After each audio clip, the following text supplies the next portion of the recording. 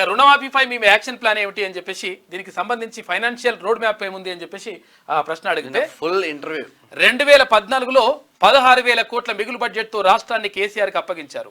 కానీ ఆయన 7 లక్షల కోట్ల అప్పు మిగిల్చి లోటు బడ్జెట్తో మాకు రాష్ట్రాన్ని అప్పగించి వెళ్ళిండు.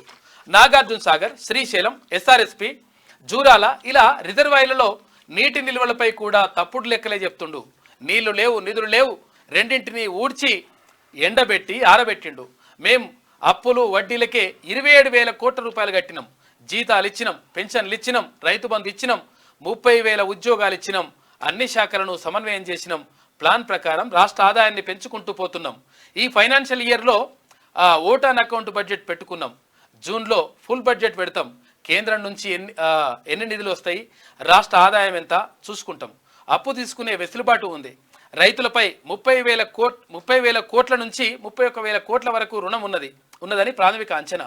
రైతులు బ్యాంకుల నుంచి తీసుకున్న లోన్లకు ప్రభుత్వమే పూచీకత్తు ఇచ్చి విడతల వారీగా చెల్లిస్తుంది.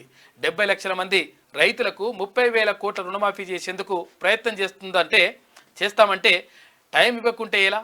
జూబ్లీహిల్స్ పెద్దమ్మ గుడి సాక్షిగా చెబుతున్న ఆగస్టు 15 వరకు రుణమాఫీ చేస్తా, ఇది మా ప్రభుత్వ గ్యారంటీ అని చెప్పేసి పదే ముఖ్యమంత్రి రేవంత్ రెడ్డి చెప్తా ఉన్నాడు. అయితే ఎట్టి పరిస్థితుల్లో రుణమాఫీ పైన తర్వాత రైతులకు సంబంధించి 100% మేము 15 ఆగస్టు కల్లా చేసేస్తా రైతు అనుకూలంగానే ఉన్నామనేటువంటి మాటను ముఖ్యమంత్రి చెప్తా ఉన్నాడు. ఎందుకంటే నేను రైతు కుటుంబం నుంచి వచ్చినా కాబట్టి రైతులకు 100% మేలు చేసేటువంటి ప్రయత్నం చేస్తాం. అన్నం పెట్టే రైతులను కాపాడుకుంటేనే ఈ దేశానికి బువ్వ దొరుకుతుంది, లేకపోతే ఏముండదు అనేటువంటి